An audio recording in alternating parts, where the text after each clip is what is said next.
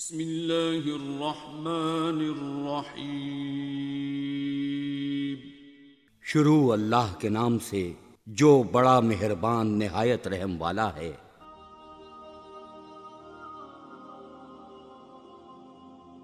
آج کے بچے کل کی قوم کے معمار ہوتے ہیں۔ ان کی صحیح تربیت کی جائے تو اچھی قوم بنتی ہے۔ اسی لیے اسلام نے ان کی نگہداشت پر خاص زور دیا ہے۔ سید سلیمان ندوی لکھتے ہیں، یہ وہ عنوان ہے جس کا سراغ دوسری آسمانی کتابوں میں نہیں ملتا۔ اس سے یہ سمجھنا ہے کہ اسلام سے پہلے والدین کو تو اپنی اولاد پر غیر محدود اختیارات حاصل تھے، مگر اولاد کا باپ پر کوئی حق تسلیم نہیں کیا گیا تھا اور اس کو والدین کی بزرگی کے خلاف سمجھا گیا تھا۔ لیکن محمد پاک صلی اللہ علیہ وآلہ وسلم جو مذہب لے کر تشریف لائے، اس کی شریعت میں حقوق کے مسئلہ میں بڑے چھوٹوں کی تفریق نہیں۔ وہ جس طرح چھوٹوں پر بڑوں کے جائز حقوق تسلیم کرتا ہے، اسی طرح وہ چھوٹوں کے بھی بڑوں پر مناسب حقوق قائم کرتا ہے۔ اس سلسلہ میں فرمان نبوی صلی اللہ علیہ وآلہ وسلم ہے، جو ہمارے چھوٹے پر شفقت نہ کرے اور ہمارے بڑے کا ادب نہ کرے وہ ہم میں سے نہیں۔ اسلام سے پہلے اہل عرب بچوں کو قتل کر دیتے تھے۔ اس کے مذہبی اور معاشی اسباب تھے۔ اسلام نے اس کی سختی سے ممانعت کی ہے۔ قرآن حکیم میں ارشاد باری تعالیٰ ہے، سورۃ الانعام 140، اردو ترجمہ ملاحظہ کیجیے۔ گھاٹے میں ہیں وہ لوگ جنہوں نے اپنی اولاد کو قتل کیا۔ اس طرح بہت سے مشرکوں کو ان کے دیوتاؤں نے یہ بات خوبصورت کر کے دکھائی کہ وہ اپنی اولاد کو قتل کر دیں تاکہ یہ ہمیشہ ہمیشہ کے لیے ہلاک کر دیں اور ان کے دین کو ان پر مشتبہ کر دیں، اور اگر اللہ چاہتا تو وہ ایسا نہ کرتے تو ان مشرکوں کو اور جو کچھ خدا پر وہ افطرا کرتے ہیں اس کو چھوڑ دیں تاکہ یہ ہمیشہ ہمیشہ کے لیے ہلاک کر دیں اور ان کے دین کو ان پر مشتبہ کر دیں، اور اگر اللہ چاہتا تو وہ ایسا نہ کرتے تو ان مشرکوں کو اور جو کچھ خدا پر وہ افطرا کرتے ہیں اس کو چھوڑ دیں کہ خدا نے ان کو ایسا حکم دیا ہے۔ سورۃ الانعام۔ اور زمین پر کوئی جاندار نہیں لیکن اس کی روزی کا فرض خدا پر ہے۔ سورہ بنی اسرائیل کی آیت نمبر 31 میں اللہ تعالیٰ فرماتا ہے، اور اپنی اولاد کو فکر و فاقہ کے خوف سے نہ مار ڈالو، ہم ہی ہیں جو ان کو اور تم کو روزی دیتے ہیں۔ ایک اور جگہ پر اللہ تعالیٰ فرماتا ہے، سورۃ التکویر آیت 8 اور 9 میں، اور جب قیامت کے دن زندہ دفن کی ہوئی لڑکی سے پوچھا جائے گا کہ وہ کس گناہ میں قتل کی گئی تھی۔ جانداروں میں سب سے نازک پرورش انسان کے بچوں کی ہے۔ یہ مسلسل توجہ مانگتے ہیں، اس لیے اللہ تعالیٰ نے اس کا خاص حکم دیا ہے۔ سورۃ البقرہ آیت نمبر 233 میں اللہ تعالیٰ فرماتا ہے، اور مائیں اپنے بچوں کو پورے 2 سال تک دودھ پلائیں۔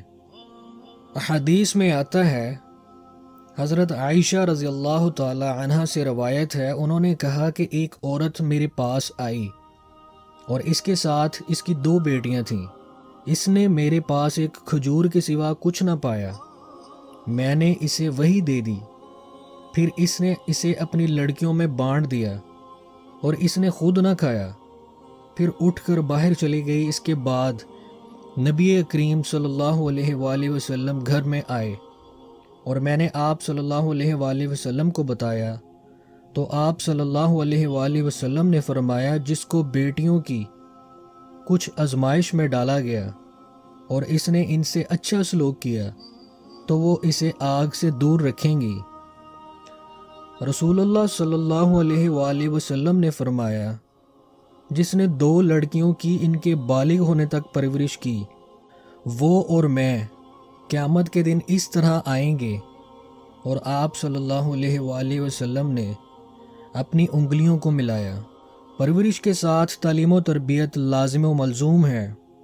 قرآن حکیم میں اللہ تعالیٰ کا فرمان ہے، سورۃ التحریم آیت نمبر 4، تم اپنے آپ کو اور اہل و عیال کو آگ سے بچاؤ۔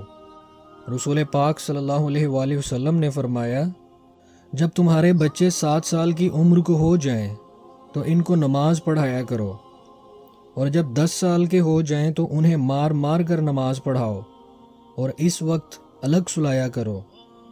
ایک بار آپ صلی اللہ علیہ وآلہ وسلم نے فرمایا، کوئی باپ اپنی اولاد کو اس سے بہتر عطیہ نہیں دے سکتا کہ وہ اس کی اچھی تربیت کرے۔ آپ صلی اللہ علیہ وآلہ وسلم کا ایک اور فرمان ہے، باپ کا بچے کو کوئی ادب کی بات سکھانا ایک ساعہ صدقہ سے اچھا ہے۔ شفقت و محبت سے پیش آنا بچوں کے لیے ضروری ہے۔ بچے پھولوں کی مانند ہوتے ہیں، حسن سلوک کا برتاؤ ان پر بہت زیادہ اثر کرتا ہے۔ اس کی مثالیں ہمیں کاشانہ نبوت سے بھی ملتی ہیں۔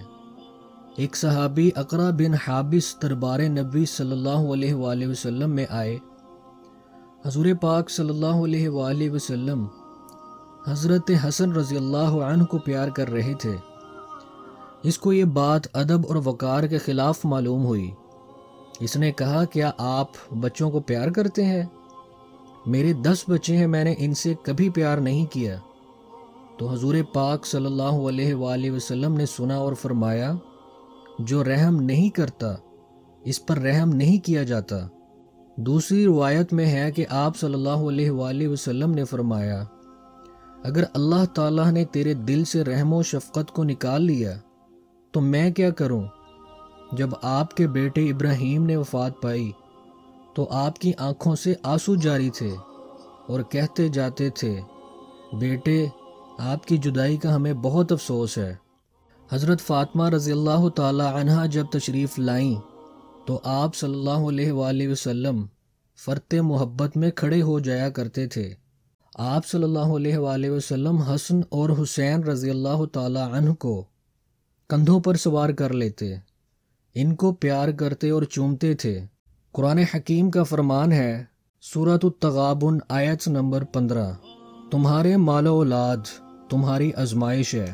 والدین اولاد کے نکاح کا معقول انتظام کریں۔ قرآن و سنت میں اس کے احکام موجود ہیں۔ سورۃ النور آیت نمبر 32 میں اللہ تعالیٰ فرماتا ہے، اور غیر شادی شدہ کے نکاح کر دو۔ رسول پاک صلی اللہ علیہ وآلہ وسلم نے فرمایا، جس کے یہاں لڑکا پیدا ہو اس کا اچھا نام رکھے، اور جب بالغ ہو تو اس کی شادی کرنی چاہیے، اور اس کی شادی نہ کی اور اس نے گناہ کیا تو اس کا گناہ باپ کے سر ہے۔ مشہور فرمان نبوی صلی اللہ علیہ وآلہ وسلم ہے، نکاح میری سنت ہے، جس نے اس سے منہ موڑا وہ ہم میں سے نہیں۔ آپ صلی اللہ علیہ وآلہ وسلم نے حکم دیا ہے کہ اولاد کا مناسب رشتہ مل جائے تو شادی میں دیر نہیں کرنی چاہیے، لیکن شادی میں بچوں کی رضامندی حاصل کرنا ضروری ہے۔ آپ صلی اللہ علیہ وآلہ وسلم کا فرمان ہے کہ عورت چاہے بیوہ ہو یا کنواری، اس کا نکاح اس کی رضامندی کے بغیر نہیں ہو سکتا، اور آپ صلی اللہ علیہ وآلہ وسلم نے بغیر رضامندی کے شادی سے منع فرمایا ہے۔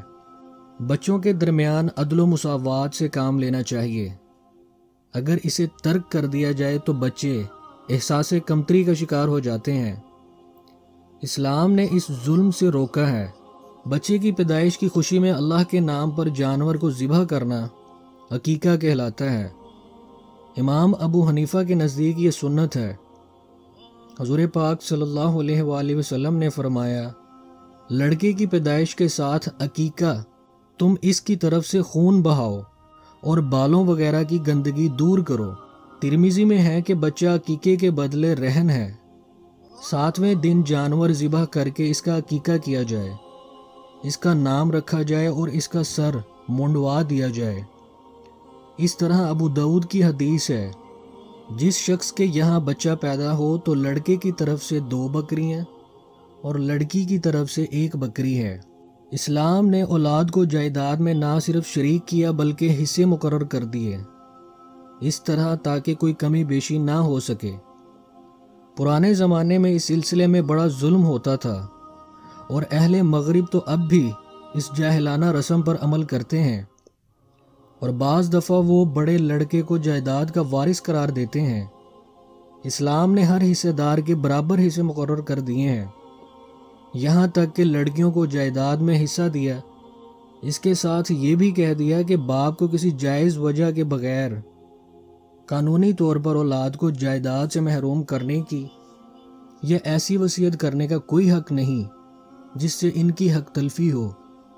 قرآن حکیم میں اللہ کا فرمان ہے، سورۃ النساء آیت نمبر 11، اللہ تعالیٰ نے تم کو حکم دیا ہے کہ تمہاری اولاد کے بارے میں لڑکے کا حصہ 2 لڑکیوں کے حصے کے برابر ہے۔ اللہ پاک ہم سب کو اپنے والدین کی خدمت کرنے کی توفیق عطا فرمائے، آمین ثم آمین۔